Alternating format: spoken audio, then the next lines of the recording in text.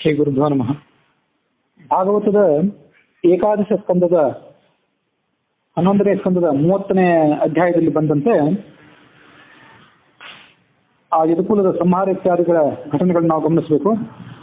ಮಹಾಭಾಗವತನಾದಂತಹ ಉದ್ಧವನಿಗೆ ಕೃಷ್ಣ ತತ್ವಜ್ಞಾನವನ್ನು ಉಪದೇಶ ಮಾಡಿದ ಕೃಷ್ಣ ಮಾಡಿದ ಬಳಿಕ ಕೃಷ್ಣ ಮುಂದೇನು ಮಾಡಿದ ಅದನ್ನು ಕೇಳಿದ ಆ ಪರೀಕ್ಷಿತ ರಾಜ ಶುಕಾಚಾರ್ಯನಿಂದ.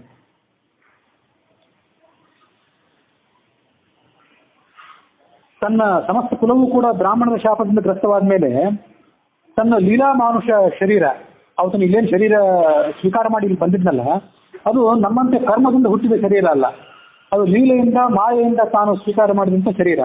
ಆ ಶರೀರವನ್ನ ಅವನು ಹೇಗೆ ಪರಿತ್ಯಾಗ ಮಾಡಿದ?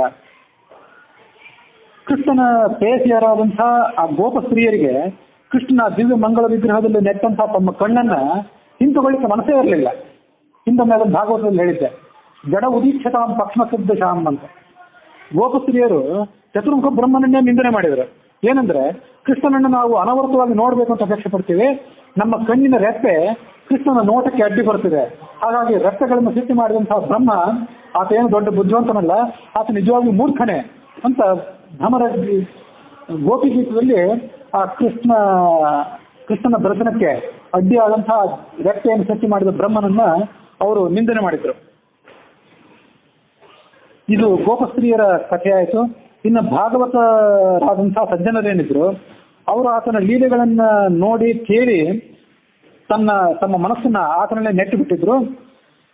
ಅರ್ಜುನನ ರಥದಲ್ಲಿ ಸಾರಥಿಯಾಗಿ ಕುಳಿತಂತಹ ಕೃಷ್ಣನ ದಿವ್ಯ ರೂಪವನ್ನ ಮರಣ ಸಮಯದಲ್ಲಿ ಆ ಕುರುಕ್ಷೇತ್ರದ ಯುದ್ಧದಲ್ಲಿ ನೋಡ್ತಿದ್ರಲ್ಲ, ಅವರೆಲ್ಲ ಆರೋಗ್ಯ ಮುಕ್ತಿಯನ್ನೇ ಪಡ್ಕೊಂಡು ಬಿಟ್ಟಿದ್ರು. ಅದು ಕುರುಕ್ಷೇತ್ರ ಯುದ್ಧದಲ್ಲಿ ಭಾಗವಹಿಸಿದಂತಹ ಕ್ಷತ್ರಿಯರ ಭಾಗ್ಯವಾಗಿತ್ತು. ಇಂಥ ದಿವ್ಯ ಮಂಗಳ ವಿಗ್ರಹವನ್ನ ಕೃಷ್ಣ ಹೇಗೆ ಪರಿತ್ಯಾಗ ಮಾಡಿದ ಅದನ್ನು ಹೇಳಿ ಅಂತ ಪರೀಕ್ಷಿತ ರಾಜ ಕೇಳಿದ. ಆಗ ಶುಕಮುನಿಗಳು ಅದನ್ನು ವರ್ಣನೆ ಮಾಡಿದರು.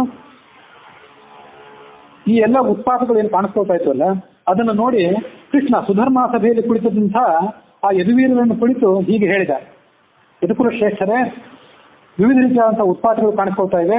ಸ್ತ್ರೀಯರು, ಬಾಲಕರು, ವೃದ್ಧರು ಈ ಕೂಡಲೇ ಇಲ್ಲಿಂದ ಶಂಖೋದ್ಧಾರ ಕ್ಷೇತ್ರಕ್ಕೆ ಹೋಗಲಿ. ಸರಸ್ವತಿ ನದಿಯ ಪಶ್ಚಿಮ ದಿಕ್ಕಿನಲ್ಲಿ ಆ ಪ್ರಭಾತ ಕ್ಷೇತ್ರ ಇದೆ, ಅಲ್ಲಿ ನಾವು ಹೋಗೋಣ. ವಿವಿಧ ರೀತಿಯಾದಂತಹ ಧಾರ್ಮಿಕ ಕಾರ್ಯಗಳನ್ನ ಅಲ್ಲಿ ನಾವು ಮಾಡೋಣ. ವಿಜಿರೇಶ ಹಿ ಅರಿಷ್ಟಜ್ಞ ಮಂಗಲಾಯತನ ಉತ್ತಮಂ. ದೇವತೆಗಳ, ಗೋವುಗಳ, ಬ್ರಹ್ಮಜ್ಞಾನಿಗಳಾದವರ ಪೂಜೆ ಏನಿದೆ ಇದು ಎಲ್ಲರಿಗೂ ಕೂಡ ಮಹಾ ಮಂಗಳದಾಯಕವಾದದ್ದು. ಅಂಥ ಪೂಜೆಯನ್ನ ಸಲ್ಲಿಸುವ ಸಲುವಾಗಿ ನಾವೆಲ್ಲ ಅಲ್ಲಿಗೆ ಹೋಗೋಣ. ಈಗ ಕೃಷ್ಣ ಮಾತನ್ನು ಹೇಳಿದಾಗ ಆ ಸಮಸ್ತ ಯದುವಂಶೀಯರು ಕೂಡ ಕೃಷ್ಣನ ಮಾತಿಗೆ ಸಮ್ಮತಿಸಿ ನೌಕೆಗಳ ಮೂಲಕವಾಗಿ ಮೊದಲು ಸಮುದ್ರವನ್ನು ದಾಟಿದರು. ಸಮುದ್ರವನ್ನು ದಾಟಿ ಅಲ್ಲೊಂದು ತೀರಕ್ಕೆ ಪ್ರಾಯ ಅವರು ಬಂದಿರಬೇಕು. ಅಲ್ಲಿಂದ ರಥದಲ್ಲಿ ಕುಳಿತು ಪ್ರಭಾತ ಕ್ಷೇತ್ರಕ್ಕೆ ಅಂದ್ರೆ ಸೋಮನಾಥ ಕ್ಷೇತ್ರಕ್ಕೆ ಅವರು ಬಂದು ತಲುಪಿದರು. ಯದುವಂಶೀಯರ ಸಾಕ್ಷಾತ್ ದೇವತೆಯಾಗಿದ್ದಂತಹ ಕೃಷ್ಣನ ಆದೇಶದಂತೆ ವಿವಿಧ ರೀತಿಯಾದಂತಹ ಶಾಂತಿ ಕರ್ಮಗಳನ್ನು ಯಥಾವಿಧಿಯಾಗಿ ಅವರು ಆಚರಣೆ ಮಾಡಿದರು. ಎಲ್ಲ ರೀತಿಯಾದಂತಹ ಆಚರಣೆಗಳು ಮುಗಿದಾಗ ಮುಂದೆ ಅವರು ಏನ್ ಮಾಡ್ಲಿಕ್ಕೆ ಪ್ರಾರಂಭ ಮಾಡಿದ್ರು ಅಂದ್ರೆ, ಶಾಂತಿ ಕರ್ಮಗಳು ಮುಗಿದವು, ಬ್ರಾಹ್ಮಣರಿಗೆ ಕೊಡಬೇಕಾದಂತಹ, ಬ್ರಹ್ಮಜ್ಞಾನಿಗಳಿಗೆ ಕೊಡಬೇಕಾದಂತಹ ದಾನ ದಕ್ಷಿಣೆ ಇವೆಲ್ಲ ಆದವು. ಮುಂದೆ ಭೋಜನವೂ ಆಯ್ತು. ಯಾದವರಿಗೆ ಅತ್ಯಂತ ಪ್ರಿಯವಾದದ್ದೇನೆಂದ್ರೆ ಮದ್ಯಪಾನ, ಅದನ್ನು ಪ್ರಾರಂಭ ಮಾಡಿದ್ರು ಅವರು. ಮೈರೇಯ ಅನ್ನುವಂಥ ಒಂದು ಮದ್ಯ, ಆ ಮೈರೇಯ ಅನ್ನುವಂಥ ಮದ್ಯವನ್ನು ಅವರು ಪಾನ ಮಾಡ್ಲಿಕ್ಕೆ ಪ್ರಾರಂಭ ಮಾಡಿದ್ರು.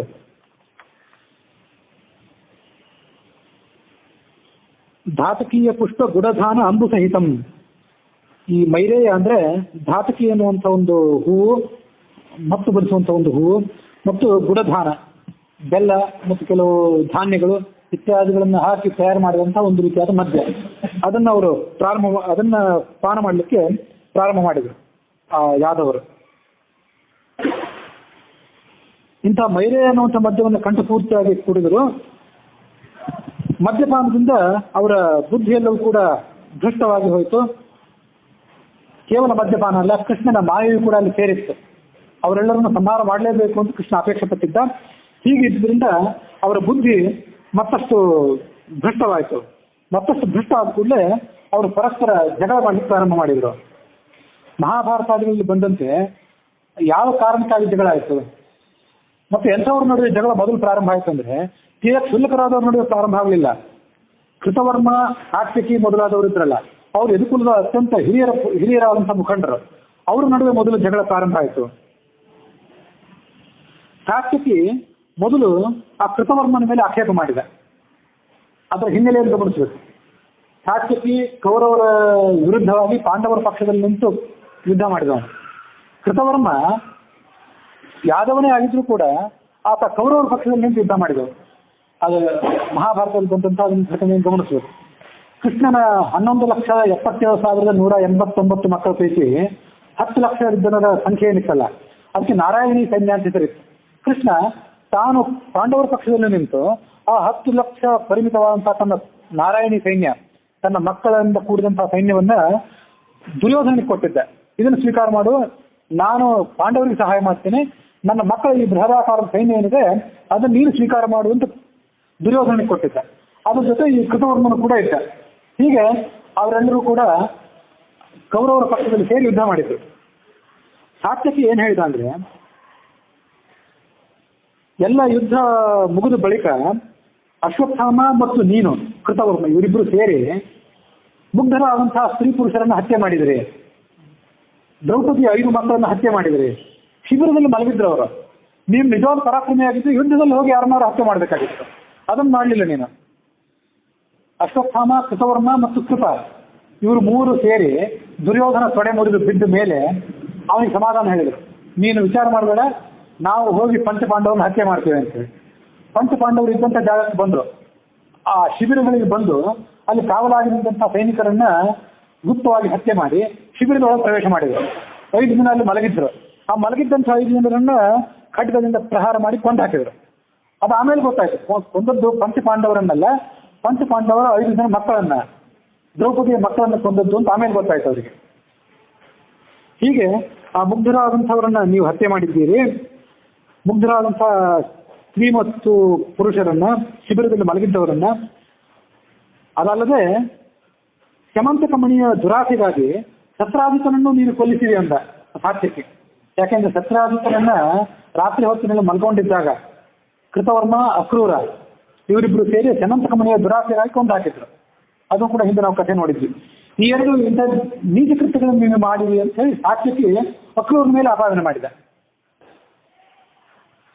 ಅದು ಮದ್ಯಪಾನದ ಉನ್ಮಾದದಲ್ಲಿ. ಆ ಜಗಳಕ್ಕೆ ಪ್ರದ್ಯುಮ್ನನು ಸೇರ್ಕೊಂಡ್ಬಿಟ್ಟ. ಎಲ್ಲರ ಬುದ್ಧಿಯು ಭ್ರಷ್ಟ ಆಗಿತ್ತು. ಕೃಷ್ಣನ ಮಗನಾದಂಥ, ಕೃಷ್ಣನ ಸಾಕ್ಷಾತ್ಕೃತನಾದಂಥ ಪ್ರದ್ಯುಮ್ನನು ಆ ಜಗಳಕ್ಕೆ ಸೇರಿದ. ಅವರಿಬ್ಬರ ನಡುವೆ ಯುದ್ಧ ಮುಂದುವರಿಯಿತು. ಯುದ್ಧ ಮುಂದುವರೆದು ಕೆಲವರು ಸತ್ತು ಹೋದರು. ಪ್ರದ್ಯುಮ್ನ ಪಕ್ಷದಲ್ಲಿ ಸೇರಿದವರು ಕೆಲವರು, ಕೃತವರ್ಮನ ಪಕ್ಷದಲ್ಲಿ ಸೇರಿದವರು ಕೆಲವರು. ಅವರ ನಡುವೆ ಘೋರವಾದಂಥ ಯುದ್ಧ ಮುಂದುವರಿಯಿತು. ಧನುರ್ಬಾಣಗಳಿಂದ, ಖಡ್ಗಗಳಿಂದ, ಗದೆಗಳಿಂದ, ತೋಮರಗಳಿಂದ ಹೀಗೆ ನಾನಾ ರೀತಿಯಾದಂತಹ ಯುದ್ಧವನ್ನು ಮಾಡಿದ್ರು. ಕೆಲವರು ಕೂಡಲೇ ರಥವನ್ನು ಏರಿದ್ರು, ಕೆಲವರು ಆನೆಗಳನ್ನು ಏರಿದ್ರು, ಕೆಲವರು ಕತ್ತೆಗಳ ಮೇಲೆ, ಒಂಟೆಗಳ ಮೇಲೆ, ಹೋರಿಗಳ ಮೇಲೆ, ಕೋಣಗಳ ಮೇಲೆ, ಹೇಸರಗತ್ತುಗಳ ಮೇಲೆ ಏರಿ ಯುದ್ಧ ಮಾಡಿದ್ರು. ಕೆಲವರಿಗೆ ವಾಹನ ಸಿಗಲಿಲ್ಲ ಅಂದಮೇಲೆ ಯಾರೋ ಸೈನಿಕರನ್ನು ಬಂಧಿಸಿ ಅವ್ರ ಹೆಗಲ ಮೇಲೆ ಏರಿದ್ರು. ಉನ್ಮಾದದಿಂದ ಯಾರು ಏನ್ ಮಾಡ್ತಿದ್ದಾರೆ ಅಂತ ಗೊತ್ತಿರಲಿಲ್ಲ. ಅವ್ರ ಮೇಲೆ ಏರಿ ಯುದ್ಧವನ್ನು ಪ್ರಾರಂಭ ಮಾಡಿದ್ರು. ಕಾಡಾನೆಗಳಂತೆ, ಕೋಣಗಳಂತೆ ಪರಸ್ಪರ ಘೋರವಾದ ಯುದ್ಧವನ್ನು ಮಾಡಿದರು. ಅಲ್ಲಿದ್ದಂಥ ಸೈನಿಕರು ಕೂಡ ಯುದ್ಧವನ್ನು ಪ್ರಾರಂಭ ಮಾಡಿದರು. ಪ್ರದ್ಯುಮ್ನ, ಸಾಂಬ, ಅಕ್ರೂರ, ಭೋಜ, ಅನಿರುದ್ಧ, ಸಾತ್ಯಕಿ, ಸುಭದ್ರ, ಸಂಗ್ರಾಮಜಿತ್, ಕೃಷ್ಣನ ಸಹೋದರನಾದಂತಹ ಗದ, ಕೃಷ್ಣನ ಮಗನಾದಂತಹ ಗದ ಇಬ್ಬರಿದ್ರು. ಗದಾ ಅಂತ ಹೆಸರಿನವರು ಇಬ್ರು. ಅವರು ಇಬ್ರು ಯುದ್ಧ ಪ್ರಾರಂಭ ಮಾಡಿದರು. ಮದದಿಂದ ಅಂಧರಾಗಿದ್ದಂಥ, ಕುರುಡರಾಗಿದ್ದಂಥ, ಕೃಷ್ಣನ ಮಾಯೆಯಿಂದ ಕವಿದಿದ್ದಂಥ ನಿಷಠ, ಉಲ್ಮುಖ ಇವರೆಲ್ಲರೂ ಬಲರಾಮನ ಮಕ್ಕಳು. ಸಹಸ್ರಜಿತ್, ಶತಜಿತ್, ಭಾನು ಮೊದಲಾದವರು ಕೃಷ್ಣನಿಗೆ ಸತ್ಯಭಾಮೆಯಲ್ಲಿ ಹುಟ್ಟಿದಂಥವರು. ಅವರಿಬ್ಬರು ಪರಸ್ಪರ ಯುದ್ಧ ಮಾಡಿದರು. ದಾಶಾರ್ಹ, ವೃಷ್ಣಿ, ಅಂಧಕ, ಭೋಜ, ಸಾತ್ವತ, ಮಧು, ಅರ್ಬುದ, ಮಾಥುರ, ಶೂರಸೇನ, ವಿಸರ್ಜನ, ಕಕುರ, ಕುಂತಿ ಇವೆಲ್ಲ ಎದುಕೊಳ್ಳುವ ಅನೇಕ ಪಂಗಡಗಳು. ಆ ಪಂಗಡದವರು ಪರಸ್ಪರ ಯುದ್ಧ ಮಾಡಿದರು. ಯಾರಿಗೂ ವಿವೇಚನೆಯೇ ಇರಲಿಲ್ಲ. ಮಕ್ಕಳು ತಂದೆಯೊಡನೆ ಯುದ್ಧ ಮಾಡಿದರು. ತಂದೆ ಎಂದಿರುವ ಮಕ್ಕಳ ಜೊತೆ ಯುದ್ಧವನ್ನು ಪ್ರಾರಂಭ ಮಾಡಿದರು. ಸೋದರರು ಸೋದರರ ಜೊತೆ, ತಂಗಿಯ ಮಕ್ಕಳ ಜೊತೆ, ಮೊಮ್ಮಕ್ಕಳ ಜೊತೆ, ಮರಿಮಕ್ಕಳ ಜೊತೆ ಯುದ್ಧ ಪ್ರಾರಂಭ ಮಾಡಿದರು. ಚಿಕ್ಕಪ್ಪ ದೊಡ್ಡಪ್ಪಂದಿರ ನಡುವೆ ಯುದ್ಧ ಪ್ರಾರಂಭ ಆಯಿತು. ಸೋದರಳಿಯರು ಸೋದರ ಮಾವಂದಿರ ಜೊತೆ ಯುದ್ಧ ಮಾಡಿದರು. ಇಷ್ಟು ತನಕ ಮಿತ್ರರಾಗಿದ್ದವರು, ಪರಸ್ಪರ ಕೂತು ಭೋಜನಾದಿಗಳನ್ನು ಮಾಡಿದವರು, ಸಲ್ಲಾಪಗಳನ್ನು ಮಾಡಿದವರು ಯುದ್ಧ ಪ್ರಾರಂಭ ಮಾಡಿದರು. ಆಪ್ತರೊಡನೆ, ಬಂಧುಗಳೊಡನೆ ಯುದ್ಧ ಮಾಡಿದ್ರು. ಎಷ್ಟಂತೂ ಯುದ್ಧ ಮಾಡ್ತಾರೆ. ಅವ್ರು ಎಂಥ ಮಹಾಪರಾಕ್ರಮಿಗಳಾಗಿದ್ರು ಅಂದ್ರೆ ಅವ್ರ ಹತ್ರ ಇದ್ದಂತಹ ಶಸ್ತ್ರಾಸ್ತ್ರದ ಖಜಾನೆ ಎಲ್ಲ ಖಾಲಿಯಾಗೋಯ್ತು. ಖಾಲಿಯಾಗ್ಕೊಂಡು ಏನ್ ಮಾಡ್ಬೇಕು ಅಂತ ತಿಳಿಲಿಲ್ಲ. ಗಾಂಧಾರಿಯ ಶಾಪವಿತ್ತು, ಕೃಷ್ಣನ ಮಾಯೆಯೂ ಇತ್ತು. ಅಲ್ಲಿ ಸಮೀಪ ಬೆಳೆದಿದ್ದಂಥ ಹುಲ್ಲು ಏನಿತ್ತಲ್ಲ, ಆ ಹುಲ್ಲನ್ನೇ ಕಿತ್ಕೊಂಡ್ರು. ಬೇರೆ ಸಂದರ್ಭದಲ್ಲಾಗಿದ್ದು ಹುಲ್ಲು ಅವರಿಗೆ ಸಾಥ್ ಕೊಡ್ತಿರ್ಲಿಲ್ಲ ಏನೋ, ಆದ್ರೆ ಆ ಕಾಲದಲ್ಲಿ ಆ ಹುಲ್ಲು ಏರಕ ಅನ್ನುವಂಥ ಹೆಸರಿನ ಆ ಹುಲ್ಲು ಉಕ್ಕಿನ ಆಯುಧದಂತೆ ಅತ್ಯಂತ ಬಲವಾಗಿ ಅವ್ರ ಕೈಗೆ ಬಂತು. ಆ ಹುಲ್ಲನ್ನು ಮುಷ್ಟಿಯಲ್ಲಿ ಹಿಡಿದು ಎದುರಾಳಿಗಳನ್ನ ಪ್ರಹಾರ ಮಾಡ್ಲಿಕ್ಕೆ ಪ್ರಾರಂಭ ಮಾಡಿದ್ರು. ಇಂದ್ರನ ವಜ್ರಾಯುಧ ಅಂದ್ರೆ ಅಷ್ಟು ಕಠಿಣವಾದಂತಹ ಸ್ವರೂಪವನ್ನ ಆ ಹುಲ್ಲು ತಾಳಿತ್ತು. ಭಗವಂತ ಸಂಹಾರ ಮಾಡ್ಲಿಕ್ಕಂತ ಕಷ್ಟಪಟ್ಟರೆ ಹುಲ್ಲು ಸಾಕವನಿಗೆ, ಆ ಹುಲ್ಲು ಆ ವಜ್ರಾಯುಧ ರೂಪವನ್ನು ತಾಳಿತಷ್ಟೇ. ತಮ್ಮ ಎದುರಾಳಿಗಳನ್ನು ಶತ್ರುಗಳು ಅಂತ ಭಾವಿಸಿ ಪ್ರಹಾರ ಮಾಡ್ಲಿಕ್ಕೆ ಪ್ರಾರಂಭ ಮಾಡಿದ್ರು. ಕೃಷ್ಣ ಏನ್ ಮಾಡಿದ ಅಂದ್ರೆ ಅವರನ್ನ ತಡೆಯಬೇಕು ಅಂತ ಪ್ರಯತ್ನ ಪಟ್ಟ. ಕೃಷ್ಣ ಮತ್ತು ಯಾದವರಿಬ್ಬರು ಆ ಎದುಕುಲು ಸಂಹಾರವನ್ನು ತಡೆಯಬೇಕು ಅಂತ ಪ್ರಯತ್ನ ಮಾಡಿದ್ರು. ಕುರುಕ್ಷೇತ್ರದ ಯುದ್ಧವನ್ನು ತಡೆಯಬೇಕು ಅಂತ ಒಂದು ಪ್ರಯತ್ನ ಮಾಡಿದ್ದ. ತಾನೇ ದೂತನಾಗಿ ಕೌರವರ ಸಭೆಗೂ ಹೋಗಿದ್ದ. 5 ಗ್ರಾಮಗಳನ್ನು ಕೊಟ್ಟು ಬಿಡಿ ಸಾಕು, ನಾವು ಯುದ್ಧ ಮಾಡೋದಿಲ್ಲ, ನಮ್ಗೆ ಯುದ್ಧ ಬೇಕಾಗಿಲ್ಲ ಅಂತ ಹೇಳಿದ್ದ ಅವರಿಗೆ. ಅವನ ಸಂಕಲ್ಪ ಏನಿರ್ತಲ್ಲ, ಆ ಸಂಕಲ್ಪಕ್ಕನುಸಾರವಾಗಿ ಯುದ್ಧ ತಡೆಯುವಂತ ಪ್ರಯತ್ನವನ್ನು ಮಾಡಿದ. ಆದ್ರೆ ಅಲ್ಲಿ ಆ ಯುದ್ಧಕ್ಕೆ ಸನ್ನದ್ಧರಾಗಿದ್ದವರು ಆಗ ಕೌರವರು ಆ ಮಾತನ್ನು ಕೇಳಲಿಲ್ಲ. ಹಾಗೆ ಇಲ್ಲಿ ಕೃಷ್ಣ ಬಲರಾಮರಿಬ್ಬರು ಯುದ್ಧವನ್ನು ತಡೆಯಬೇಕು ಅಂತ ಪ್ರಯತ್ನ ಮಾಡಿದ್ರು. ತನ್ನ ಕೆಲಸ ತಡೆಯುವ ಕೆಲಸವನ್ನ, ಯುದ್ಧವನ್ನು ನಿಲ್ಲಿಸುವ ಕೆಲಸವನ್ನು ನಾನು ಮಾಡಿದ್ದೇನೆ ಅಂತ ತೋರಿಸ್ಕೋಬೇಕಾಗಿತ್ತು. ಅದಕ್ಕೆ ಅಲ್ಲಿ ಹೇಗೆ ಮಾಡಿದ್ದ ಹಾಗೆ ಇಲ್ಲೂ ಮಾಡಿದ. ಆದ್ರೆ ಆ ಮದಾಂಧರಾದಂಥ ಯಾದವರು ತಮ್ಮ ಆಪ್ತನಾದಂಥ ಯಾವನ ವಿರಹವನ್ನು ಒಂದು ಕ್ಷಣವೂ ಅವರು ಸಹಿಸಿರ್ಲಿಲ್ಲಂತೆ. ಎಲ್ಲಾದ್ರೂ ಕೃಷ್ಣ ಬೇರೆ ಊರಿಗೆ ಹೋಗಿ ಬಂದ್ರೆ ಆತ ತಿರುಗಿ ಬಂದಾಗ ಅವರು ದೊಡ್ಡ ಉತ್ಸವವನ್ನೇ ಮಾಡ್ತಿದ್ರು, ದೊಡ್ಡ ಜಾತ್ರೆಯನ್ನು ಮಾಡ್ತಿದ್ರು. ಅಂತ ಯಾದವರು ಇವತ್ತು ಮದಾಂಧರಾಗಿ ಆ ಕೃಷ್ಣನನ್ನು ಶತ್ರು ಅಂತ ಭಾವಿಸಿಬಿಟ್ರು. ಕೃಷ್ಣ ಬಲರಾಮನನ್ನು ಶತ್ರು ಅಂತ ಭಾವಿಸಿ ಅವನನ್ನೇ ಹೊಡಿಲಿಕ್ಕೆ ಹೋದ್ರು. ಯಾಕಂದ್ರೆ ಕೃಷ್ಣನ ಮಾಯೆಯಿಂದ ಅವರು ಕವಿದು ಬಿಟ್ಟಿದ್ರು. ಕೃಷ್ಣ ಬಲರಾಮನಿಗೆ ಕ್ರೋಧ ಮೀರಿತ್ತು. ಅದು ಪ್ರಳಯ ಕಾಲದ ಕ್ರೋಧ. ಅದು ಆ ಕ್ರೋಧ ಮೀರಿದಾಗ ಅವನು ಏನ್ ಮಾಡಿದ ಅಂದ್ರೆ ಸುದರ್ಶನ ಚಕ್ರವನ್ನು, ನಂದಕ ಅನ್ನುವಂಥ ಖಡ್ಗವನ್ನು, ಕೌಮೋದಕಿಯನ್ನು, ಗದೆಯನ್ನು ನೆನಪು ಮಾಡ್ಕೊಳ್ಳಿಲ್ಲ. ಬಲರಾಮನು ತನ್ನ ಸಹಜವಾದಂತಹ ಆಯುಧ ನೇಗಿಲು ಮತ್ತು ಒನಕೆ ಅದನ್ನ ನೆನಪು ಮಾಡ್ಕೊಳ್ಳಿಲ್ಲ. ಆ ಹುಲ್ಲೇನಿತ್ತಲ್ಲ ಆ ಹುಲ್ಲನ್ನೇ ತೆಗೆದುಕೊಂಡ್ರು ಅವರು. ಆ ಯಾದವರನ್ನ ಸಂಹಾರ ಮಾಡಿಬಿಟ್ರು. ರಣರಂಗದಲ್ಲಿ ಎಲ್ಲ ಕಡೆ ಸಂಚಾರ ಮಾಡಿ ಪ್ರತಿಯೊಬ್ಬ ಯಾದವನನ್ನು ಅವರು ನಿರ್ನಾಮ ಮಾಡಿದರು. ಈಗ ನಾವಿಲ್ಲಿದ್ದೇವಲ್ಲ, ನಮ್ಮನ್ನ ಹುಟ್ಟಿಸ್ಲಿಕ್ಕೆ ಮತ್ತು ನಮ್ಮ ನಾಶಕ್ಕೆಲ್ಲದಕ್ಕೂ ಭಗವಂತನೇ ಕಾರಣ. ಆದ್ರೆ ನೇರವಾಗಿ ನಮ್ಮನ್ನಾರನ್ನು ಹುಟ್ಟಿಸಿಲ್ಲ, ಹಾಗೆ ನೇರವಾಗಿ ನಮ್ಮನ್ನಾರನ್ನು ಕೊಂದಿಲ್ಲ. ಭಗವಂತ ನಮ್ಮ ಉತ್ಪತ್ತಿಗೆ ನಮ್ಮ ತಂದೆ ತಾಯಿಂದ್ರನ್ನ ನಿಮಿತ್ತ ಮಾಡಿಕೊಂಡು, ನಮ್ಮ ಸಾವಿಗೆ ಮತ್ತೊಬ್ಬರು ಯಾರನ್ನು ನಿಮಿತ್ತ ಮಾಡಿಕೊಂಡು ನಮ್ಮನ್ನು ಹುಟ್ಟಿಸ್ತಾನೆ ಮತ್ತು ಸಾಯಿಸ್ತಾನೆ. ಇದು ನಮ್ಮ ಕಥೆ ಆಯ್ತು. ಯಾದವರು ಅವನವರೇ ಅಧಿಕಾರದ್ರಿಂದ ಅವರನ್ನು ತಾನೇ ಹುಟ್ಟಿಸಿದ್ದ. 11,77,189 ಜನ ಮಕ್ಕಳು ಅವನಿಗಿದ್ರು. ಅವ್ರನ್ನ ತಾನೇ ಹುಟ್ಟಿಸಿದ್ದ. ಮತ್ತೆಷ್ಟೋ ಸಂಖ್ಯೆಯ ಮೊಮ್ಮಕ್ಕಳನ್ನ, ಅದರ ಮತ್ತೆಷ್ಟೋ ಗುಣಾಕಾರದ ಹೆಚ್ಚಿನ ಸಂಖ್ಯೆಗಳ ಮರಿಮಕ್ಕಳನ್ನ, ಗಿರಿಮಕ್ಕಳನ್ನ ಆತ ಹುಟ್ಟಿಸಿದ್ದ. ಅವರೆಲ್ಲರನ್ನೂ ಹುಟ್ಟಿಸಿದ್ದ ತನ್ನ ಸ್ವಂತ ಕೈಗಳಿಂದ ಅವ್ರನ್ನು ಬಡಿದು ನಿರ್ನಾಮ ಮಾಡಿದ. ಹೀಗೆ ಸೃಷ್ಟಿಗೂ ಮತ್ತು ಪ್ರಳಯಕ್ಕೂ ನಡುವಿನ ಪಾಲನೆಗೂ ತಾನೇ ಕಾರಣ ತೋರಿಸ್ಕೊಂಡ. ಅವರ ಮದುವೆಗಳನ್ನು ಮಾಡಿದ್ದ, ಅವರ ಅಳೆಯತನಗಳನ್ನು ಮಾಡಿದ್ದ, ಎಷ್ಟೋ ಜನರಿಗೆ ಯಶಸ್ಸೋದಿಕ್ಕಾದಂಥ ಸುಖವನ್ನು ಅವ್ರಿಗೆ ಕೊಟ್ಟಿದ್ದ. ಸೃಷ್ಟಿ, ಪಾಲನ ಮತ್ತು ಸಂಹಾರವನ್ನೆಲ್ಲವನ್ನು ತಾನು ಮಾಡಿದ್ದೇನೆ ಅಂತ ಹಿಂದೆಯೂ ಆತ ತೋರಿಸ್ಕೊಂಡಿದ್ದ. ಇದನ್ನ ಆ ಸಂದರ್ಭದಲ್ಲಿ ಪ್ರತ್ಯಕ್ಷವಾಗಿ ನಿಂತು ಮಾಡಿದ. ಕೇವಲ ಅಸುರರನ್ನಲ್ಲ, ಸುರರನ್ನು ಕೂಡ ತಾನೇ ನಿರ್ನಾಮ ಮಾಡಿದ.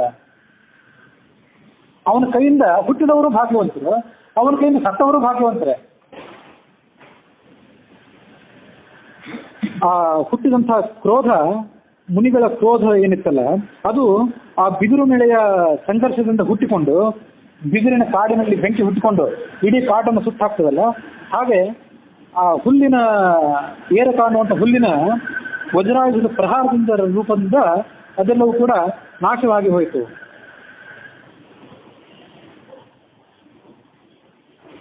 ಆ ಒನಕೆಯನ್ನ ಉಗ್ರಸೇನ ಕುಟ್ಟಿ ಪುಡಿ ಮಾಡಿ ಸಮುದ್ರಕ್ಕೆ ಹಾಕಿಸಿದ್ದ. ಉಗ್ರಸೇನನ ಆದೇಶದಂತೆ ಎಲ್ಲ ಕೆಲಸ ಆಗಿತ್ತು. ಆದ್ರೆ ಪುಡಿ ಸಮುದ್ರ ತೀರಕ್ಕೆ ಬಂದು ದರ್ಭೆಯ ಹುಲ್ಲಾಗಿ ಬೆಳೆದಿತ್ತು. ಅದನ್ನು ಕಿತ್ತಿದ್ರೆ ಪ್ರತಿಯೊಂದು ಹುಲ್ಲು ಕಡ್ಡಿಯೂ ಕೂಡ ವಜ್ರಾಯುಧದ ರೂಪವಾಗಿ ಆ ಯಾದವರ ಕೈಗೆ ಸಿಕ್ಕಿತು. ಅವರು ಪರಸ್ಪರ ಸಂಘರ್ಷ ಮಾಡಿ ಮರಣ ಹೊಂದಿದ್ರು. ಅದೇ ದರ್ಭೆ, ಏರಕವನ್ನು ದರ್ಭೆ ಅಷ್ಟೇ. ದರ್ಭೆ ನಾನಾ ರೀತಿಯಾದಂತಹ ಪ್ರಭೇದ ವಿದ್ಯುತ್ತಿರ್ತದೆ, ಅದಕ್ಕೆ ಏರಕ ಅಂತ ಹೆಸರು. ಬಹುಶಃ ಅಲ್ಲಿ ಬೆಳೆಯುವಂಥ ಗುಂಪಿಗೆ ಏರಕ ಅಂತ ಹೆಸರು ಇದ್ದಿರ್ಬೇಕು.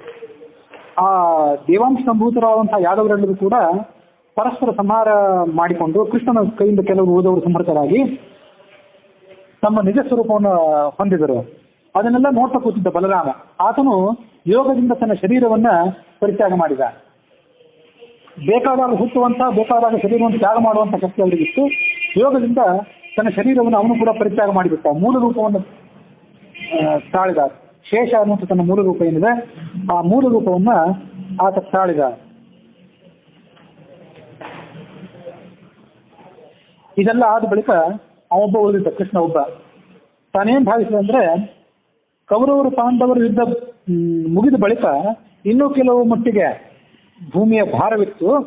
ಆ ಭಾರ ಈ ಯಾದವರ ನಾಶದಿಂದ ಮುಗಿಯಿತು ಅಂತ ಭಾವಿಸಿದ ಮೇಲೆ ತನ್ನ ದಿವ್ಯವಾದಂಥ ಶರೀರವನ್ನು ಕೂಡ ಪರಿತ್ಯಾಗ ಮಾಡಬೇಕು ಅಂತ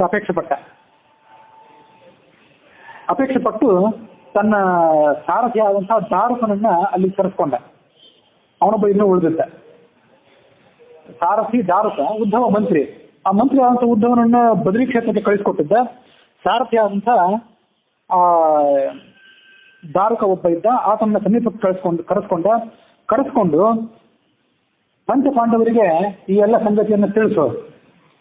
ಅದರಲ್ಲಿ ಅರ್ಜುನ ಇಲ್ಲಿ ಬಂದು ಈ ಅಂತ್ಯಕ್ರಿಯೆ ಮುಂತಾದವುಗಳನ್ನು ಮಾಡಲಿ, ಮತ್ತೆ ಅವರು ಕೂಡ ತಮ್ಮ ಜವಾಬ್ದಾರಿಯನ್ನೆಲ್ಲ ಮುಗಿಸಿ ಸ್ವರ್ಗದ ಆರೋಹಣಕ್ಕೆ ಸಿದ್ಧರಾಗಲಿ. ಹೀಗೆ ಅವರಿಗೆ ಸಂಕೇತವನ್ನು ಮುಟ್ಟಿಸುವಂತ ಅವ್ರಿಗೆ ಹೇಳಿದೆ. ಒಂದು ಅಶ್ವತ್ಥ ವೃಕ್ಷದ ಬುಡದಲ್ಲಿ ತಾನು ಕೂತ್ಕೊಂಡ. ಸಮುದ್ರ ತೀರದಲ್ಲಿ ಬಲರಾಮ ಕೂತ್ಕೊಂಡ ಅಂತಿದೆ ಭಾಗವತದಲ್ಲಿ. ಸಮುದ್ರ ತೀರದಲ್ಲಿ ಕೂತ್ಕೊಂಡು ಪರಮಾತ್ಮನ ಧ್ಯಾನ ರೂಪವಾದಂತಹ ಯೋಗ, ಎಲ್ಲ ಯೋಗಗಳಿಗಿಂತ ಅದು ಮಹತ್ವದ ಯೋಗ. ಆ ಯೋಗವನ್ನು ಅವಲಂಬಿಸಿ ಏಕಾಗ್ರಚಿತ್ತನಾಗಿ ಆತ್ಮವನ್ನು ಪರಮಾತ್ಮನಲ್ಲಿ ಲೀನಗೊಳಿಸಿ ಮನುಷ್ಯ ಲೋಕವನ್ನು ಪರಿತ್ಯಾಗ ಮಾಡಿದ. ಬಲರಾಮನ ನಿರ್ಯಾಣವನ್ನು ನೋಡಿದಂತಹ ದೇವಕಿ ಪುತ್ರನಾದಂಥ ಕೃಷ್ಣ ಒಂದು ಅಶ್ವತ್ಥ ವೃಕ್ಷದ ಬಳಿಗೆ ಹೋಗಿ ಅದರ ನೆರಳಿನಲ್ಲಿ ಸುಮ್ಮನೆ ಕೂತ್ಕೊಂಡ. ಚತುರ್ಭುಜದಿಂದ ಆತ ಕಂಗೊಳಿಸ್ತಿದ್ದ. ಹೇಗಿದ್ದ ಅಂದ್ರೆ ಹೊಗೆ ಇಲ್ಲದಂತ ಬೆಂಕಿ ಅಂತೆ.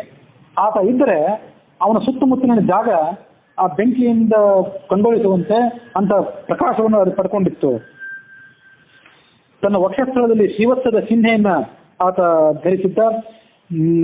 ಮೋಡದಂತೆ ನೀಲ ಕಾಂತಿ ಉಳ್ಳವನಾಗಿದ್ದ.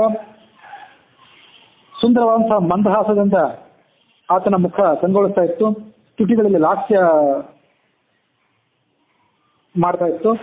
ಕಪೋಲಗಳಲ್ಲಿ ಗುಂಗುರು ಕೂದಲು ಮನೋಹರವಾಗಿ ರಂಜಿಸ್ತಾ ಇತ್ತು. ಸುಮನೋಹರವಾದಂತಹ ಪದ್ಮದಂತಹ ತನ್ನ ಕಂಗಳಿಂದ ಆತ ತನ್ನ ಸುತ್ತಮುತ್ತಲಿನ ಜಗತ್ತವನ್ನ ಗಮನಿಸ್ತಿದ್ದ. ಆತ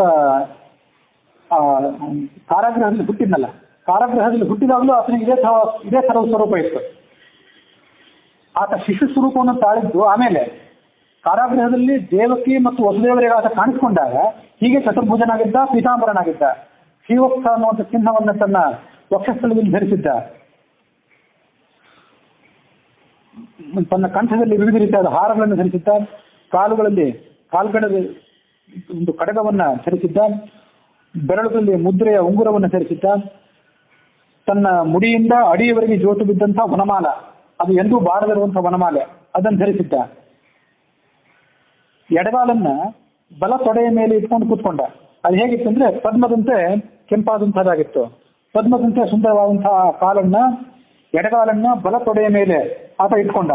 ಬಲ ತೊಡೆಯ ಮೇಲೆ ಇಟ್ಕೊಂಡು ಸುಮ್ಮನೆ ಕೂತ್ಕೊಂಡ. ಆ ಜರ ಅನ್ನುವಂಥ ಒಬ್ಬ ಬೇಡ ಇದ್ನಲ್ಲ, ಅವನು ಆ ಸಂದರ್ಭದಲ್ಲಿ ದೂರದಲ್ಲಿ ಆ ಕೃಷ್ಣನ ಶರೀರವನ್ನು ನೋಡಿದ. ಆ ಕೃಷ್ಣನ ಕೆಂಪಾದಂತಹ ಕಾಲು ಅವನಿಗೆ ಯಾವುದೋ ಒಂದು ಜಿಂಕೆಯ ಶರೀರದ ಒಂದು ಭಾಗದಂತೆ ಕಾಣಿಸ್ತು. ಜಿಂಕೆಯ ಮುಖವೋ ಮತ್ತೊಂದು ಏನೋ ರೀತಿಯಾಗಿ ಅವನಿಗೆ ಕಾಣಿಸ್ತು. ಯಾವುದೋ ಒಂದು ಮೃಗ ಅಂತ ಭಾವಿಸ್ಕೊಂಡ ಆತ. ತನ್ನ ಒಂದು ಬಾಣದಲ್ಲಿ ಒಂದು ವಿಶಿಷ್ಟವಾದಂತಹ ಕಬ್ಬಿಣದ ಮೊಳೆಯನ್ನು ಆತ ಸೇರಿಸಿಕೊಂಡಿದ್ದ. ಹಿಂದೆ ಆ ಒನಕೆ ಏನು ಸಿಕ್ಕಿತ್ತಲ್ಲ ಸಾಂಬನ ಉದರದಲ್ಲಿ, ಆ ಒನಕೆ ಎಲ್ಲ ಪುಡಿ ಪುಡಿಯಾಗಿ ಹೋಗಿತ್ತು. ಅದರ ಒಂದು ಭಾಗ ಮಾತ್ರ ಉಳಿದಿತ್ತು. ಅದು ಕೃಷ್ಣನಿಗಾಗಿ ಕಾದಿತ್ತು. ಆ ಮೊಳೆಯನ್ನ ವಿಶಿಷ್ಟವಾಗಿ ಆತ ತನ್ನ ಬಾಣದಲ್ಲಿ ಸೇರಿಸ್ಕೊಂಡಿದ್ದ. ಅದೇ ಬಾಣ ಆಕಸ್ಮಿಕವಾಗಿ ಆತನ ಕೈಗೆ ಆವಾಗ ಬಂತು. ಆ ಕೃಷ್ಣನ ಕಾಲಿನ ಮೇಲೆ ಅದನ್ನು ಪ್ರಯೋಗ ಮಾಡಿದಾಗ ಆ ಮೃಗ ಕೆಳಗೆ ಬಿತ್ತು ಅಂತ ಭಾವಿಸಿದ.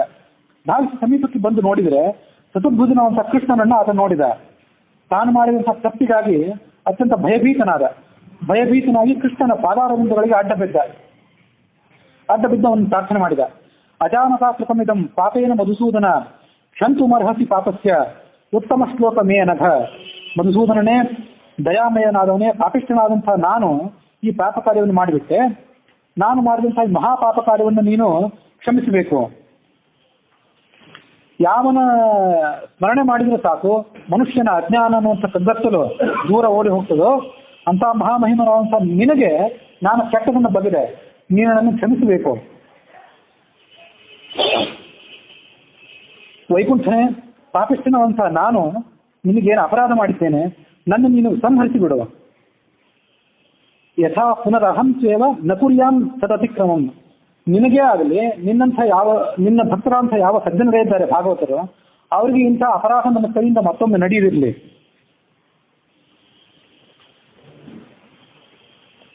ಯಸ್ಯ ಆತ್ಮಯೋಗರಚಿತಂ ನ ವಿದುರು ವಿರಿಂಚಃ ರುದ್ರಾದಯ ಅಸ್ಯ ತನಯ ಪತಯ ಗಿರಾಂ ಯೇ ತ್ವನ್ಮಾಯಯ ಭೀತದೃಷ್ಟಯ ಏತದಂಜಃ ಕಿಂ ತಸ್ಯತೆ ವಯಂ ಅಸದ್ಗತಯ ಗೃಣೀಮಃ. ಭಗವಂತನೇ, ಸರ್ವಜ್ಞನಾದಂಥ ಚತುರ್ಮುಖ ಬ್ರಹ್ಮನಾಗಲಿ, ಆತನ ಮಗನಾದಂಥ ರುದ್ರನಾಗಲಿ ನಿನ್ನ ಯೋಗದ ಅಂತವನ್ನು ಕಾಣಲಾರದು. ಯಾಕೆಂದ್ರೆ ನಿನ್ನ ಮಾಯೆ ಆ ಬ್ರಹ್ಮಾದಿಗಳೆಲ್ಲರನ್ನೂ ಕವಿದಿದೆ. ನಮ್ಮಂಥ ಪಾಪಿಷ್ಠರಾದಂಥವರು, ನೀಚರಾಗಿ ಹುಟ್ಟಿದಂಥವರು ನಿನ್ನ ಮಹಿಮೆಯನ್ನು ಹೇಗೆ ತಿಳಿಯಬಲ್ಲೆವು, ಹೇಗೆ ಅದನ್ನು ವರ್ಣನೆ ಮಾಡಬಲ್ಲೆವು? ಆಗ ಕೃಷ್ಣ ಅವನಿಗೆ ಹೇಳಿದ, ಮಾಭೈಹಿ ಜರೇತ್ವಂ ಉತ್ತಿಷ್ಠ. ಜರ ಅನ್ನೋ ಹೆಸರಿನ ಬೇಡನೆ, ಹೆದರಬೇಡ, ಎದ್ದೇಳು. ನೀನು ನನಗೆ ಅಪೇಕ್ಷಿತವಾದದ್ದನ್ನೇ ಮಾಡಿದ್ದಿ. ನನಗೆ ನನ್ನ ಸಂಕಲ್ಪದಲ್ಲಿ ಇದು ಮೊದಲಿಗೆ ಇತ್ತು. ಸಂಕಲ್ಪದಲ್ಲಿ ಇದ್ದಿದ್ದರಿಂದಲೇ ನಾನು ಈ ಕೆಲಸವನ್ನ ನಿನ್ನ ಕಡೆಯಿಂದ ಮಾಡಿಸಿಕೊಂಡಿದ್ದೇನೆ. ಹಾಗಾಗಿ ನೀನು ದುಃಖ ಪಡಬೇಕಾಗಿಲ್ಲ.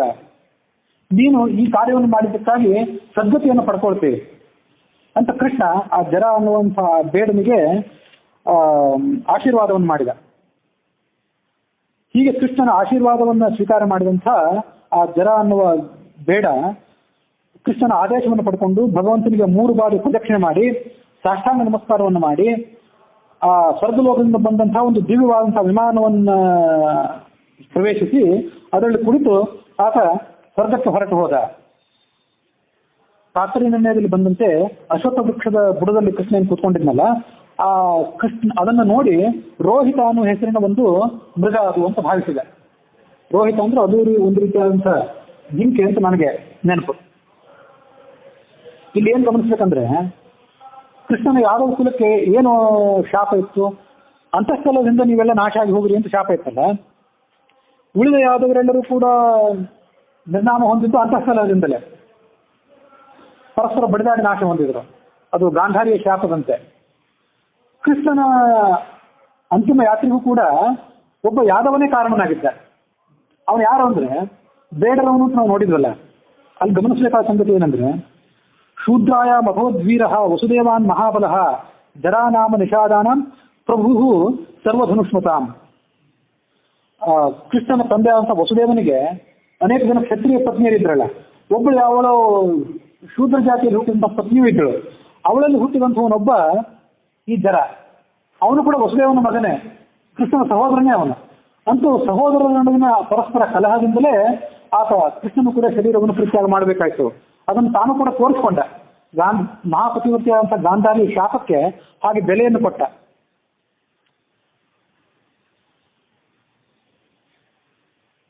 ಹೀಗೆ ಬ್ರಹ್ಮಜ್ಞಾನಿಗಳ ಶಾಪದಿಂದ ಮತ್ತು ಗಾಂಧಾರಿಯ ಶಾಪದಿಂದ ಆ ಜರ ಅನ್ನುವ ಹೆಸರಿನ ಬೇಡನೆ ಮೀನು ನುಂಗಿದ್ದಂತಹ ಒನಕೆಯ ತುಂಡನ್ನ ಬಾಣದ ತುದಿಗೆ ಸೇರಿಸಿ ಅದನ್ನು ಕೃಷ್ಣನ ಪಾದದ ಮೇಲೆ ಪ್ರಯೋಗ ಮಾಡಿದ್ದ. ಅದು ಕೃಷ್ಣನ ಪಾದಕ್ಕೆ ಯಾಕೆ ಪ್ರಯೋಗ ಮಾಡಿದ ಅಂದ್ರೆ, ಮಹಾಭಾರತದ ಅನುಶಾಸನ ಪರ್ವದಲ್ಲಿ ಬಂದಂತಹ ಒಂದು ಕಥೆಯನ್ನ ಆ ಸಂದರ್ಭದಲ್ಲಿ ನಾವು ಅನುಸಂಧಾನ ಮಾಡ್ಕೊಳ್ಬೇಕು. ಅದೇನ್ ಕಥೆ ಅಂದ್ರೆ, ಕೃಷ್ಣ ಪ್ರದ್ಯುಮ್ನಿಗೆ ಹೇಳಿದಂತ ಕಥೆ ಅದು. ಹಿಂದೊಮ್ಮೆ ದುರ್ವಾಸರೊಮ್ಮೆ ದ್ವಾರಕಾನಗರಕ್ಕೆ ಬಂದಿದ್ರು. ಕೃಷ್ಣ, ರುಕ್ಮಿಣಿ ಇವರೆಲ್ಲ ಕಡೆಯಿಂದ ಅವರು ನಾನಾ ರೀತಿಯಾದಂಥ ಸೇವೆಗಳನ್ನು ಸ್ವೀಕಾರ ಮಾಡಿದರು. ಕೃಷ್ಣನ್ಗೆ ಏನು ಹೇಳಿದ್ರು ಅಂದ್ರೆ, ನನಗೆ ಒಂದು ಪಾಯಸ ತಿನ್ಬೇಕು ಅಂತ ಅಪೇಕ್ಷೆ ಆಗಿದೆ ಅಂತ ಹೇಳಿದರು. ಕೃಷ್ಣ ಅವರಿಗೆ ಕೂಡಲೇ ಪಾಯಸದ ಭೋಜನವನ್ನು ಒದಗಿಸಿದ. ಸ್ವಲ್ಪ ತಿಂದರು, ಉಳಿದಿದ್ದನ್ನೆಲ್ಲ ನಾಶ ಮಾಡಿದರು. ನಾಶ ಮಾಡಿ ಅದು ವಿಚಿತ್ರವಾದ ಸ್ವಭಾವ ಇದ್ದವರಲ್ಲಿ ತಮ್ಮ ಮೈಗೆ ಬಳಕೋತಿದ್ರು ಕೆಲವೊಮ್ಮೆ. ಈಗ ತಮ್ಮ ಮೈಗೆ ಬಳ್ಕೊಳ್ಳಿಲ್ಲ, ಕೃಷ್ಣನಿಗೆ ಹೇಳಿದ್ರು ತಪಸ್ಮಿಕನಾಗಿ ನಿನ್ನ ಮೈಗೆ ಬಳ್ಕೊ ಇದನ್ನೆಲ್ಲ ಅಂದ್ರು. ಕೃಷ್ಣ ಅದನ್ನು ತಿರಸ್ಕಾರ ಮಾಡಲಿಲ್ಲ. ಇವನು ಯಾವನೋ ದೇಶಾವರಿ ಬ್ರಾಹ್ಮಣ, ಇವನ ಮಾತಿಗೆ ನಾನೇ ಬೆಲೆ ಕೊಡಬೇಕು ಅಂತ ತಿರಸ್ಕಾರ ಮಾಡಲಿಲ್ಲ. ಇಡೀ ಶರೀರಕ್ಕೆ ಅದನ್ನು ಬಳ್ಕೊಂಡ, ಪಾದವೊಂದನ್ನು ಉಳಿಸಿದ. ದುರ್ವಾಸ ಸುಮ್ಮನೆ ಇದ್ದರು. ಕೃಷ್ಣನಿಗೆ ಮತ್ತು ರುಕ್ಮಿಣಿಗೆ ಏನು ಹೇಳಿದ್ರು ಅಂದ್ರೆ, ನನಗೆ ರಥಯಾತ್ರೆ ಮಾಡಬೇಕು ಅಂತ ಅಪೇಕ್ಷೆ ಆಗಿದೆ, ನೀನು ಮತ್ತು ನಿನ್ನ ಪತ್ನಿ ಆ ರಥದ ನೊಗವನ್ನು ನಿಮ್ಮ ಹೆಗಲ ಮೇಲೆ ಬರಬೇಕು, ಕುದುರೆಗಳು ಬೇಡ ನನಗೆ ಅಂದರು. ಹೀಗೆ ಆ ಕುಸುಮ ಕೋಮಲೆಯಾದಂಥ ರುಕ್ಮಿಣಿ ಮತ್ತು ಕೃಷ್ಣ ಇವರಿಬ್ಬರು ಆ ರಥದ ನೊಗವನ್ನು ತಮ್ಮ ಹೆಗಲ ಮೇಲೆ ಹೊತ್ತು ದುರ್ವಾಸನಿಗೆ ಕೆಲವು ರೌಂಡ್ಸ್ ಮಾಡಿಸಿದ್ರು. ಎಲ್ಲ ಆದ್ಮೇಲೆ ಕೃಷ್ಣನೇ, ನಿನ್ನ ಭಕ್ತಿಯಲ್ಲಿ ನಾನು ಬಹಳ ಪ್ರೀತನಾಗಿದ್ದೇನೆ, ಆದರೆ ಆ ಪಾಯಸವನ್ನ ನಿನ್ನ ಮೈ ನೀನು ಬೆಳೆದುಕೊಂಡಿದ್ದೀಯಲ್ಲ, ನಿನ್ನ ಶರೀರ ವಜ್ರದಂತೆ ಅಭೇದ್ಯವಾಗಲಿ, ಆದರೆ ನೀನು ಪಾದಕ್ಕೆ ಮಾತ್ರ ಅದನ್ನು ಹಚ್ಕೊಂಡಿಲ್ಲ, ಅದು ನನಗೆ ಸರಿ ಕಾಣಲಿಲ್ಲ ಮಗನೇ. ಪುತ್ರ ಕಂತ ಶಬ್ದ ಪ್ರಯೋಗ ಮಾಡಿದ್ದೀವಿ ಅಲ್ಲಿ ಮಹಾಭಾರತದಲ್ಲಿ, ಅನುಶಾಸನ ಪರ್ವದಲ್ಲಿ. ಆ ಪಾದದಿಂದಲೇ ನಿನಗೆ ಮರಣ ಬರಲಿ ಅಂತ ಅವ್ರು ಹೇಳಲಿಲ್ಲ. ಶರೀರಕ್ಕೆ ಏನೇನು ಪಾಯಸವನ್ನು ಹಚ್ಕೊಂಡಿದ್ದಿ ಆ ಶರೀರ ಅಭೇದ್ಯವಾಗಲಿ, ಆದರೆ ಪಾದಕ್ಕೆ ನೀವು ಹಚ್ಕೊಳ್ಳದೇ ಇದ್ರು ನನಗೆ ಸರಿ ಕಾಣಲಿಲ್ಲ ಮಗನೇ ಅಷ್ಟೇ ಅಂದಿದ್ರು. ಹೀಗೆ ಆ ಬ್ರಹ್ಮಜ್ಞಾನಿಗಳಾದಂತಹ ದುರ್ವಾಸರಿಗೆ ಮತ್ತು ದುರ್ವಾಸರ ಮೂಲ ಸ್ವರೂಪವಾದಂಥ ಶಿವನಿಗೆ, ತನ್ನ ಅಭಿನ್ನ ಸ್ವರೂಪವಾದಂಥ ಶಿವನಿಗೆ ಆತ ಕೊಟ್ಟಂಥ ಮಹತ್ವವನ್ನು ಆ ಕಥೆ ತೋರಿಸ್ತದೆ. ಹೀಗೆ ತನ್ನ ಪಾದಕ್ಕೆ ಆ ಬಾಣದ ಪ್ರಹಾರ ಆಗುವಂತೆ ಕೃಷ್ಣ ತೋರಿಸಿಕೊಂಡ. ಅಚ್ಛೇದ್ಯೋಯ ಮದಾಶ್ಯೋಯ ಮತ್ಲೇದ್ಯೋ ಶೋಷ್ಯೇವಚ ಅಂತ ಹೇಳಿ ಭಗವದ್ಗೀತೆಯಲ್ಲಿ ನಾವು ನೋಡ್ತೀವಿ. ನಮ್ಮ ಆತ್ಮ ಏನಿದೆ ಇದು ಅಚ್ಛೇದ್ಯ, ಇದನ್ನು ಯಾರು ಕತ್ತರಿಸಲಾರರು. ಅದಾಶ್ಯ, ಇದನ್ನು ಯಾರು ಸುಡಲಾರರು. ಅಪ್ಲೇಜ್ಯ, ಇದನ್ನು ಯಾರು ಒದ್ದೆ ಮಾಡಲಾರು, ಯಾರು ಇದನ್ನು ಒಣಗಿಸಲಾರರು. ಇದು ನಮ್ಮ ಆತ್ಮದ ಕಥೆ. ಪರಮಾತ್ಮನ ಶರೀರ ಏನಿದೆ ಅದು ಅತ್ಯಂತ ಅಭೇದ್ಯವಾದದ್ದು. ಆದರೆ ಆ ಬಾಣ ತನ್ನ ಶರೀರಕ್ಕೆ ತಾಗಿತು ಅನ್ನುವಂತೆ ಆತ ತೋರಿಸಿಕೊಂಡ. ಯಾವ ಬಾಣವೂ ಆತನ ಶರೀರವನ್ನು ಕತ್ತರಿಸಲಾರದು ಆದರೂ ತೋರಿಸಿಕೊಂಡ. ಬಾಣ ಒಂದು ನನ್ನ ಶರೀರವನ್ನ ಮುಟ್ಟಿದೆ, ಶರೀರವನ್ನ ಅದು ಛೇದ ಮಾಡಿದೆ ಅಂತ ತೋರಿಸಿಕೊಂಡ. ಅಂತ ದುರಂತದ ಸಂಗತಿ ಅಂದ್ರೆ ಆ ಸಂದರ್ಭದಲ್ಲಿ ಅವನು ಯಾರೂ ಇರಲಿಲ್ಲ. ರಾಮನ ಕಥೆಗಿಂತ ಕೃಷ್ಣನ ಕಥೆಗಳಿಗೆ ಸಂಕೇತ ಹೆಚ್ಚು. ಅವನಿಗೆ 16,108 ಜನ ಮಂಗಳಸೂತ್ರ ಕಟ್ಟಿಸಿಕೊಂಡಂತ ಪತ್ನಿಯರಿದ್ರು. 90,000ಕ್ಕಿಂತ ಹೆಚ್ಚು ಗೋಪಸ್ತ್ರೀಯರು ಆತನ ಪ್ರೇಯಸಿಯರಾಗಿದ್ರು. ಆ ಬಾಣ ಆತನ ಕಾಲಿಗೆ ಬಂದು ನೆಟ್ಟಾಗ ಅವ್ರು ಯಾರೂ ಇರಲಿಲ್ಲ. 16,108 ಜನ ಪತ್ನಿಯರ ಪೈಕಿ ಯಾವ ಪತ್ನಿಯರೂ ಇರಲಿಲ್ಲ. ಪಟ್ಟದರ್ಶಿಯಾದಂಥ ರುಕ್ಮಿಣಿಯೂ ಇರಲಿಲ್ಲ, ಮೋಹದ ಮಡವೆಯಾದಂಥ ಸತ್ಯಭಾಮೆಯೂ ಇರಲಿಲ್ಲ, ಜಾಂಬವತಿಯೂ ಇರಲಿಲ್ಲ. ಯಾವ ಪ್ರೇಯಸಿಯೂ ಆ 90,000 ಗೋಪಸ್ತ್ರೀಯರ ಪೈಕಿ ಯಾರೂ ಇರಲಿಲ್ಲ. ಕೃಷ್ಣನನ್ನು ನೋಡ್ಲಿಕ್ಕೆ ನಮಗೆ ಆ ರೆಪ್ಪೆ ಅಡ್ಡಿ ಮಾಡ್ತಿದೆ. ಆ ರೆಪ್ಪೆಯನ್ನು ಸೃಷ್ಟಿ ಮಾಡಿದಂಥ ಮೂರ್ಖ ಆ ಬ್ರಹ್ಮ ಅಂತ ಯಾರನ್ನು ನಿಂದೆ ಮಾಡಿದ್ರಲ್ಲ ಗೋಪಸ್ತ್ರೀಯರು, ಅವ್ರು ಯಾರೂ ಅಲ್ಲಿರಲಿಲ್ಲ. ಇಬ್ರು ತಾಯಂದ್ರು ಅವನಿಗಿದ್ರು. ನಮಗಿರು ಒಬ್ಬರೇ ತಂದೆ ಒಬ್ಬರೇ ತಾಯಂದ್ರು, ಅವನಿಗೆ ಇಬ್ರು ತಂದೆಯಂದ್ರು ಇಬ್ರು ತಾಯಂದಿರಿದ್ರು. ಯಶೋಧ ಇರಲಿಲ್ಲ, ದೇವಕಿ ಇರಲಿಲ್ಲ, ನಂದು ಗೋಪನೂ ಇರಲಿಲ್ಲ, ವಸುದೇವನೂ ಇರಲಿಲ್ಲ. ಎಷ್ಟೋ ಜನ ತಮ್ಮಂದಿರಿದ್ರು. ಬಲರಾಮನೂ ಇರಲಿಲ್ಲ, ಗದೆ ಇರಲಿಲ್ಲ, ಅತ್ಯಂತ ಆಪ್ತನಾದಂತಹ ಉದ್ಧವ ಇರಲಿಲ್ಲ, ಸಾರಥಿಯಾದಂತಹ ದಾರುಕ ಇರಲಿಲ್ಲ. ಅದನ್ನು ಕಳಿಸಿಕೊಟ್ಟು ಬಿಟ್ಟಿದ್ದ. ನಮ್ಮ ಪ್ರಾಣಾಹಿ ಪಾಂಡವ ಅಂತ ಹೇಳಿದ ಪಂಚಪಾಂಡವರ ಬಗ್ಗೆ. ಆ ಪಾಂಡವರು ಅಲ್ಲಿರಲಿಲ್ಲ. ಅದರಲ್ಲಿ ವಿಶಿಷ್ಟನಾಗಿ ಆತನಿಗೆ ಸಮಾನ ವಯಸ್ಸಿನಂತ ಅರ್ಜುನನೂ ಅಲ್ಲಿರಲಿಲ್ಲ. ಯಾರೂ ಇರಲಿಲ್ಲ. ನಿನಗೇನಾಯ್ತು ಅಂತ ಕೇಳೋರೇ ಅವನಿಗೆ ಗತಿ ಇರಲಿಲ್ಲ. ಅವನಿಗೆ ಯಾರೂ ಬೇಕಾಗಿಲ್ಲ. ಆದ್ರೆ ಆತ ತೋರಿಸಿಕೊಟ್ಟ ಸಂಕೇತ ಏನಂದ್ರೆ, ರಾಮಾವತಾರಕ್ಕಿಂತ ಕೃಷ್ಣಾವತಾರದಲ್ಲಿ ಸಂಕೇತ ಹೆಚ್ಚು ಅಂತ ಹೇಳಿದ್ಮೇಲೆ, ನೀವು ಈ ಭೂಲೋಕದಲ್ಲಿ ಬದುಕಿ ಇದ್ದಾಗ ನೀವು ಬೇಕಾದ ರೀತಿಯಾದಂಥ ಭೋಗಗಳನ್ನು ಅನುಭವಿಸಬಹುದು, ಬೇಕಾದಂತಹ ಅಧಿಕಾರದ ಅತ್ಯುತ್ತ ತುದಿಯನ್ನು ನೀವು ತಲುಪಬಹುದು. ಆದ್ರೆ ಹೋಗಬೇಕಾದ ಸಂದರ್ಭ ಬಂದ್ರೆ ನಿಮಗೆ ಯಾವುದು ಸಿಗ್ಲಿಕ್ಕಿಲ್ಲ ಅಂತ ನಮಗೆ ತೋರಿಸ್ಕೊಟ್ಟ ಅಷ್ಟೇ. ಆತನಿಗೆ ಯಾರು ಬೇಕಾಗೂ ಇರಲಿಲ್ಲ. ರಾಮಾವತಾರವನ್ನು ಮುಗಿಸಿ ರಾಮ ಹೋಗುವಾಗ ಅಲ್ಲಿ ಅನೇಕ ಜನ ಮುನಿಗಳು ಕಪಿಗಳೆಲ್ಲ ಆತನನ್ನ ಹಿಂಬಾಲಿಸಿದ್ರು ಅಂತಿದೆ. ಸಮಾಯಾತ ಮೋಕ್ಷ ಪದೇಕ್ಷವ, ಸದ್ಗತಿಯನ್ನು ತಲುಪಬೇಕು ಅಂತ ಅಪೇಕ್ಷೆ ಪಟ್ಟವ್ರು ಯಾರಾದ್ರೂ ಇದ್ದರೆ ನನ್ನ ಜೊತೆ ಬನ್ನಿ ಅಂತ ಅವ್ರನ್ನ ಕೇಳ್ಕೊಂಡಿದ್ದ. ಹಾಗಾಗಿ ಎಲ್ಲರೂ ಆತನ ಹಿಂದೆ ಬಂದರು. ಆದ್ರೆ ಇಲ್ಲಿ ಯಾರೂ ಇರಲಿಲ್ಲ, ಅದು ಏಕಾಂಗಿಯಾಗಿದ್ದ. ಆ ಜರ ಅನ್ನುವಂಥ ಬೇಗನ ಕಥೆ ಹರಿವಂಶದಲ್ಲಾಗಲಿ, ಭಾಗವತದಲ್ಲಾಗಲಿ, ಮಹಾಭಾರತದಲ್ಲಾಗಲಿ ಈ ಪ್ರಕರಣಕ್ಕಿಂತ ಮೊದಲು ಹಿಂದೆಲ್ಲೂ ಕೇಳಿದ್ದೇ ಇಲ್ಲ. ನಾವು ಹಿಂದೆಲ್ಲೂ ಆತನನ್ನು ನೋಡದೇ ಇದ್ದಂಥ ಆ ಜರ ನೋಡಿರ್ಬೋದು, ಅವನ ಪಾತ್ರವನ್ನು ನಾವು ನೋಡಿಲ್ಲ ಕಥೆಗಳಲ್ಲಿ. ಆತ ಅಲ್ಲಿ ಆಕಸ್ಮಿಕವಾಗಿ ಬಂದ. ಇದು ಜೀವನದ ನಶ್ವರತೆ ಏನಿದೆ ಅದನ್ನು ಕೃಷ್ಣ ತಾನು ಇಲ್ಲಿಂದ ತೆರಳುವಾಗಲೂ ಕೂಡ ಆ ಜನರಿಗೆ ತೋರಿಸಿಕೊಟ್ಟ. ಮುನಿಶಾಪವನ್ನ, ಬ್ರಹ್ಮಜ್ಞಾನದ ಶಾಪವನ್ನು ಮಾನಿಸಿದ ಕೃಷ್ಣ ಆ ಬೇಡನಿಗೆ ಹೇಳಿದ, ನೀನು ದುಃಖ ಪಡಬೇಕಾಗಿಲ್ಲ, ಪಾಪಿಯಾದಂಥ ನನ್ನನ್ನು ಕೊಲ್ಲು ಅಂತ ಆತ ಹೇಳಿದಾಗ ಕೃಷ್ಣ ಅವನನ್ನು ಸ್ವರ್ಗಕ್ಕೆ ಕಳಿಸಿದ. ಆ ಬೇಡ ಯಾರು ಅಂದ್ರೆ ಸಾಮಾನ್ಯ ಜನರಿಗೆ ಕೃಷ್ಣನಿಗೆ ಆ ಥರ ಒಂದು ಸೇವೆ ಮಾಡುವಂಥ ಭಾಗ್ಯವೂ ಸಿಗ್ಲಿಕ್ಕಿಲ್ಲ. ಅವನು ಯಾರು ಅಂದ್ರೆ ಸ್ವಯಂ ಭೃಗು ಋಷಿ. ಹರಿಯ ಎದೆಗೆ ಹಿಂದೆ ಕಾಲಿನಿಂದ ಒದ್ದಿದ್ನಲ್ಲ ಆ ಭೃಗು ಅನ್ನುವ ಹೆಸರಿನ ಋಷಿ, ಆತ ಬೇಡನ ಜನ್ಮವನ್ನ ತಾಳಿದ್ದ. ಈ ಮುನಿಗಳೊಂದು ದೊಡ್ಡ ಯಜ್ಞವನ್ನು ಮಾಡಿದ್ರು. ಮುನಿಗಳು ಯಜ್ಞವನ್ನು ಮಾಡಿದಾಗ ಯಾರಿಗೆ ಯಜ್ಞದ ಫಲವನ್ನು ಅರ್ಪಣೆ ಮಾಡಬೇಕು, ಸರ್ವೋತ್ತಮನಾದವನು ಯಾರು ಅಂತ ಎಲ್ಲ ಋಷಿಗಳು ಜಿಜ್ಞಾಸೆ ಮಾಡಿದಾಗ ಭೃಗು ಅದನ್ನು ನಾನು ಕಂಡುಕೊಂಡು ಬರ್ತೇನೆ ಅಂತ ಎಲ್ಲ ಕಡೆ ಹೋದ. ಬ್ರಹ್ಮ ಶಿವಾದಿಗಳು ಅವನನ್ನ ಸತ್ಕಾರ ಮಾಡಲಿಲ್ಲ. ಅವ್ರಿಗೆ ಏನೇನೋ ಶಾಪ ಕೊಟ್ಟ. ನಿನಗೆ ಸ್ವಂತ ರೂಪದಲ್ಲೇ ನಿನ್ನ ಮೂಲ ರೂಪದಲ್ಲಿ ನಿನಗೆ ಪೂಜೆ ಬೇಡ ಅಂತ ಶಿವನಿಗೆ ಶಾಪ ಕೊಟ್ಟ. ಬ್ರಹ್ಮನಿಗಂತೂ ನಿನಗೆ ಪೂಜೆ ಬೇಡ ಅಂತ ಕೊಟ್ಟ. ಕೊನೆಗೆ ವೈಕುಂಠಕ್ಕೆ ಬಂದ್ರೆ ಅಲ್ಲೂ ಆತ ಆ ವಿಷ್ಣು ಲಕ್ಷ್ಮೀ ದೇವಿ ಜೊತೆಗೆ ಸಲ್ಲಾಪದಲ್ಲಿದ್ದಾನೆ. ಮೈ ಉರಿದಂಥ ಬ್ರಾಹ್ಮಣ ಅವನ ಎದೆಗೆ ಹೋಗಿ ಒದ್ದ. ಆ ಒದ್ದಂಥ ಪಾಪಕ್ಕಾಗಿ ಆ ಭೃಗುಮುನಿ ಅಂತ ಒಂದು ಜನ್ಮವನ್ನು ತಳೆದಿದ್ದ. ಆದರೆ ಆತನಿಗೆ ಪಶ್ಚಾತ್ತಾಪವಾಗಿದ್ದರಿಂದ ಆ ಕೃಷ್ಣನ ಆಜ್ಞೆಯಂತೆ ಆತ ವಿಮಾನದಲ್ಲಿ ಆಸೀನನಾಗಿ ಸ್ವರ್ಗಕ್ಕೆ ತೆರಳಿದ. ಇನ್ನೊಂದು ಸಂಗತಿ ಏನಂದ್ರೆ, ಭಗವಂತನಿಗೆ ಆತ ಎದೆಗೆ ಒದ್ದರೂ ಕೂಡ ಆ ಕ್ಷಣದಲ್ಲಿ ಕೂಡ ಆತನ ಮನಸ್ಸು ನಿರ್ದಿಷ್ಟವಾಗಿತ್ತು. ಯಾಕಂದ್ರೆ ಸರ್ವೋತ್ತಮ ಯಾರು ಅಂತ ತಿಳ್ಕೋಬೇಕಂತಷ್ಟೇ ಆತನಿಗೆ ಮನಸ್ಸಿನಲ್ಲಿ ಇಚ್ಛೆ ಹೊರತು ಕೃಷ್ಣನನ್ನು ಅವಮಾನಿಸಬೇಕು ಅಂತ ಇರಲಿಲ್ಲ. ಆ ಕಾರಣಕ್ಕಾಗಿ ಅವನ ಭಕ್ತಿ ಲುಪ್ತವಾಗಿರಲಿಲ್ಲ. ಈ ಬಾಣ ಪ್ರಯೋಗ ಮಾಡುವಾಗಲೂ ಕೂಡ ಅವನ ಮನಸ್ಸು ನಿರ್ದಿಷ್ಟವಾಗಿ ಅದೇ ಉಳಿದಿತ್ತು. ಹಾಗಾಗಿ ಆತನಿಗೆ ಹೆಚ್ಚಿನ ಪಾಪ ಲೇಪವಾಗಲಿಲ್ಲ. ನೀವು ಒಂದು ಕಥೆಯಲ್ಲಿ ಬೇರೆ ಎಲ್ಲಾದ್ರೂ ಕೇಳಿರ್ಬೋದು. ತ್ರೇತಾಯುಗದಲ್ಲಿ ವಾಲಿ ರಾಮನ ಬಾಣದಿಂದ ಹತನಾಗಿದ್ದಲ್ಲ, ಆ ವಾಲಿಯೇ ದ್ವಾಪರ ಯುಗದಲ್ಲಿ ಬೇಡನಾಗಿ ಜನಿಸಿ ರಾಮನಿಗೆ ಕೃಷ್ಣನಿಗೆ ಕಾಲಿಗೆ ಬಾಣಪ್ರಹಾರ ಮಾಡಿದಂತ ಕೆಲವು ಕಡೆ ನೀವು ಕಥೆಯನ್ನು ಕೇಳಿರ್ಬೋದು. ಆದರೆ ತಾತ್ಪರ್ಯ ಅದನ್ನು ಒಪ್ಪೋದಿಲ್ಲ. ವಾಲಿ ಅಂದ್ರೆ ಇಂದ್ರ ಅಲ್ಲ ಆ ಬೇಡ, ಅವನು ಭೃಗು ಅನ್ನೋ ಹೆಸರಿನ ಋಷಿ. ಪರೀಕ್ಷೆಗಾಗಿ ಬಂದಿರಬಹುದು, ಆದ್ರೂ ಎದೆಗೆ ಒದ್ದದ್ರಿಂದ ಅದು ನೀಚ ಕರ್ಮ. ಆ ನೀಚ ಕರ್ಮದ ಫಲವಾಗಿ ಇಂಥ ಒಂದು ಜನ್ಮ ಆತನಿಗೆ ಬಂದಿತ್ತು. ಕೃಷ್ಣನ ಕಾಲಿಗೆ ಬಾಣ ಪ್ರಯೋಗ ಮಾಡಿದ್ದ ಕ್ರಿಯೆಯನಿಗೆ ಅದು ಎದೆಗೆ ಒದ್ದಂತಹ ನೀಚ ಕರ್ಮಕ್ಕಿಂತ ಹೆಚ್ಚು ನೀಚ ಕರ್ಮ. ಆದರೂ ಆತನ ಮನಸ್ಸು ನಿರ್ದಿಷ್ಟವಾಗಿತ್ತು. ಆ ಎದೆಗೆ ಒದ್ದಾಗ ಮತ್ತು ಬಾಣ ಪ್ರಯೋಗ ಮಾಡಿದಾಗ ಎರಡೂ ಸಂದರ್ಭದಲ್ಲಿ ಆತನ ಮನಸ್ಸು ನಿರ್ದಿಷ್ಟವಾಗಿತ್ತು. ಹಾಗಾಗಿ ಆತನಿಗೆ ಸಶರೀರವಾಗಿಯೇ ಸ್ವರ್ಗ ಪ್ರಾಪ್ತಿಯಾಯಿತು ಅಂತ ತಾತ್ಪರ್ಯದ ಆ ವ್ಯಾಖ್ಯಾನದಲ್ಲಿ ಅದನ್ನು ಗಮನಿಸ್ತೀವಿ. ಕೃಷ್ಣನ ಪಾದ ಅಚ್ಛೇದ್ಯವಾಗಿತ್ತು, ಅಭೇದ್ಯವಾಗಿತ್ತು. ಅದಕ್ಕೆ ಬೇಡನ ಈ ಬಾಣದಿಂದ ಏನೂ ಆಗಲಿಲ್ಲ. ಆದರೆ ಕೃಷ್ಣ ಆ ಬಾಣದ ಏಟನ್ನ ತನ್ನ ಪಾದದಲ್ಲಿ ಅರ್ಪಣೆ ಮಾಡಿದಂತ ಒಂದು ಹೂವಿನ ಅರ್ಚನೆ ಅನ್ನುವಂತ ಸ್ವೀಕಾರ ಮಾಡಿ ಆತನಿಗೆ ಯಾವ ಪಾಪದ ಲೇಪವನ್ನು ಮಾಡಿಕೊಡ್ಲಿಕ್ಕೆ ಬಿಡಲಿಲ್ಲ.